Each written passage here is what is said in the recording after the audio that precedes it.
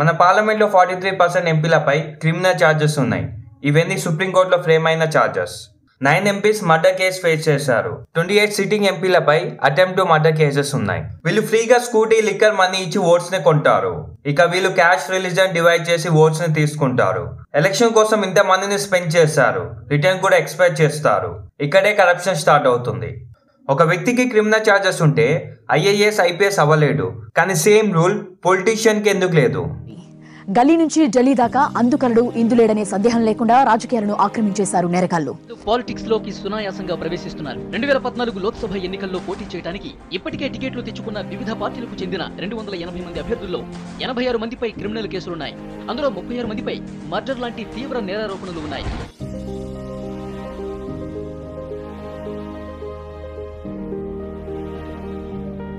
Recent గా ADR report, దీని full form association for democratic reform, ఇది ఒక పొలిటికల్ ఎన్జిఓ. ఇది పబ్లిష్ చేసిన రిపోర్ట్ ప్రకారం ఈ స్టేట్ లో 50% కన్నా ఎక్కువ ఎంపీలపై క్రిమినల్ ఛార్జెస్ ఉన్నాయి. ఆ స్టేట్స్ ఇవే. ఈ రిపోర్ట్ లో సిట్టింగ్ ఎంపీస్ ఎవరైతే ఉన్నారో వాళ్ళపై 29% సీరియస్ క్రిమినల్ ఛార్జెస్ ఉన్నాయి. అంటే attempt to murder, kidnapping, crime against women ఇలాంటివి.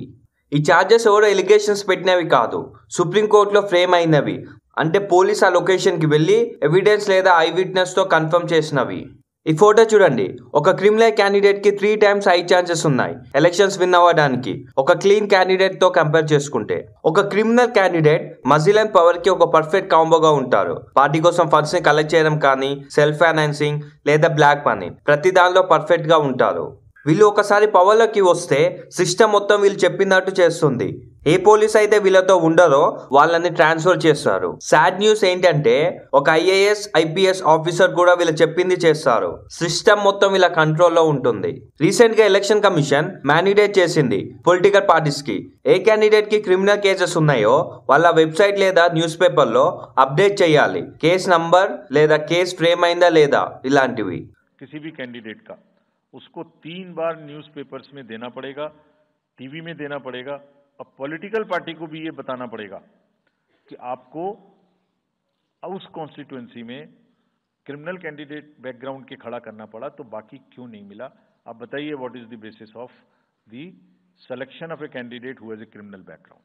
డెవలప్డ్ కంట్రీస్ తో కంపేర్ చేసుకుంటే ఇండియా ప్రతి దాంట్లో లాస్ట్ లో ఉంటుంది. కానీ ఎలక్షన్స్ లో మనీ స్పెండ్ చేయడంలో ఫస్ట్ ఉంటుంది. 2019 ఎలక్షన్స్ లో ఇండియా రికార్డ్ సాధించింది ఎక్స్పెన్సివ్ ఎలక్షన్స్ కండక్ట్ చేసినందుకు. On an average 700 per vote కి ఖర్చు చేశారు. టోటలీ 60,000 crores ని ఒక ఎలక్షన్స్ లో మాత్రమే ఖర్చు పెట్టారు. దానిలో నెంబర్ 1 బీజేపీ ఖర్చు చేసింది, నెంబర్ 2 కాంగ్రెస్. ఇండియాలో ప్రతిసారి రూలింగ్ లో ఉన్న పార్టీ ఎక్కువగా ఖర్చు పెడుతుంది. రీసెంట్ గా రిలీజ్ అయిన ఎలక్ట్రానల్ బాండ్స్ చూస్తే మీకే అర్థమవుతుంది ఏం జరిగిందో అని. ఒక లాటరీ కంపెనీ పొలిటికల్ పార్టీకి 1300 crores ని డొనేట్ చేసింది. ఒక కంపెనీకి ఎంతైతే ప్రాఫిట్ వచ్చిందో దానికన్నా ఎక్కువగా పొలిటికల్ పార్టీకి డొనేట్ చేశారు. ఏ కంపెనీ అయితే క్రోర్స్ ఆఫ్ రూపీస్ ని డొనేట్ చేసిందో ఆ కంపెనీకి గవర్నమెంట్ ప్రాజెక్ట్స్ దొరికాయి. ఎవరిపైన అయితే యాక్షన్ తీసుకోవాలో వాళ్ళని రిలాక్స్ చేశారు. ఎవరైతే క్రిమినల్స్ ఉన్నారో వాళ్ళకి ఓటు వేయొద్దు. అందరు క్రిమినల్సే ఉంటారా అంటే కాదు, దాంట్లో మంచోళ్ళు కూడా ఉంటారు. ఎవరైతే క్రిమినల్స్ ఉంటారో వాళ్ళకి ఓటు వేయొద్దు. వాళ్ళు మన ఫేవరెట్ పార్టీ అయినా సరే లేదా మన క్యాష్ లీడర్ అయినా సరే 1-2 సార్లు ఇలా చేస్తే చాలు, వాళ్ళ పార్టీ వాళ్ళకి టికెట్ కూడా ఇవ్వదు. ఎంతైతే రీసెర్చ్ చేసి మనం మొబైల్ కొంటామో దాంట్లో ఒక 10% అయిన క్యాండిడేట్ మీద రీసెర్చ్ చేస్తే పార్లమెంట్లో క్రిమినల్సే కనిపించరు.